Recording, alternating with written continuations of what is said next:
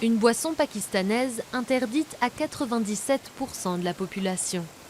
Construite par les colons anglais au XIXe siècle, la brasserie de Murray produit 10 millions de litres de bière par an, ainsi que du gin et du whisky. Mais depuis les années 1970, consommer de l'alcool est interdit pour la majorité musulmane.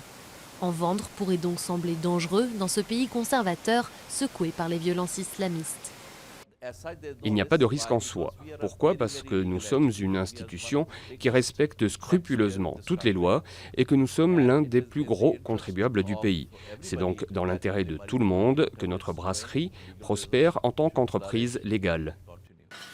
Officiellement, seuls les 3 millions d'adultes non musulmans du pays ont le droit d'acheter les produits de la brasserie. Mais à 2,50 € la canette, ces minorités défavorisées n'en ont pas les moyens. Ce luxe est plutôt réservé à l'élite, largement musulmane. Une élite qui s'approvisionne également en alcool de contrebande sur le marché noir. Ce n'est pas possible de donner de chiffres précis, mais vous pouvez avoir une idée en fonction des saisies que nous avons effectuées. L'alcool qui est importé de façon illégale est confisqué à travers le Pakistan et l'année dernière, nous avons saisi environ 89 000 canettes et bouteilles d'alcool de contrebande.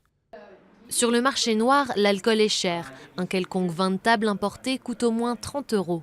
Alors, comme d'autres amateurs de bons crus, Hassan a décidé de prendre les choses en main. Avec du jus de raisin, du sucre, des enzymes et beaucoup de patience, il fabrique son propre vin chez lui, dans la chambre d'amis. Le vin qu'on trouve ici n'est pas bon et il est quand même très cher. Et puis, c'est chouette comme passe-temps, c'est amusant à faire, c'est sympa de boire sa propre production, parce qu'on se dit, pour le meilleur, comme pour le pire, c'est moi qui l'ai fait, c'est à moi et j'en bois.